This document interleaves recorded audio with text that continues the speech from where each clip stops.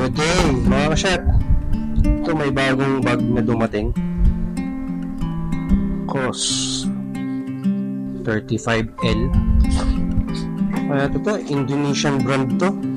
Ito yung lightweight nila. Tetest natin kung okay siya bago ko i-recommend sa inyo. Pero so far sa initial assessment ko, okay yung material. Oo. Maganda yung material na ginamit, ang girlfriend material. Tapos yung itong rubberized na to, hindi siya naka-fix. So pag later on, ano na siya, wear and tear na, luma na, pwede nyo naman alisin, palitan ng bago. Yun yung una ko nakita.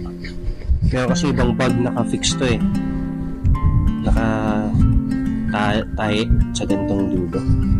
So pwede hindi. Kasi ito, so niro-roll nyo siya. Kaya sa tumalo na ganyan, nilagyan ko lang ng PE foam. Nilagyan ko ng PE foam. Ito yung tulugan ko.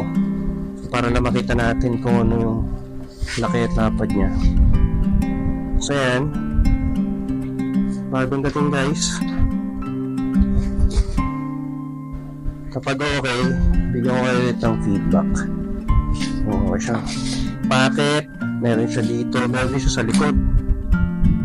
Ito. Net.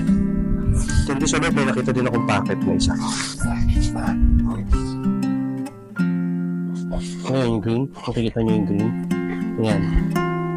So, pwede nyo siyang lagyan ng kung ano man dyan. So, ayan. Let us see kung uubra to. Nagamit to sa next hike. Yung hip belt actually naka-fix. Ito lang siya, may packet dito, mayroon din packet sa kabila. Tapos may lagyan ng anong water yan, clip ng water. Dalawa yan actually. Tinanggal ko lang dito. Tinanggal ko lang kasi gusto siyang makita ng malapitan. So ginamit yung ganda din velcro. Tapos ang velcro siya doon. Tapos plastic gamit niya. Ito, carterize siya. Tapos net. Fit naman. Okay. So yun lang muna. Kita-kits ulit.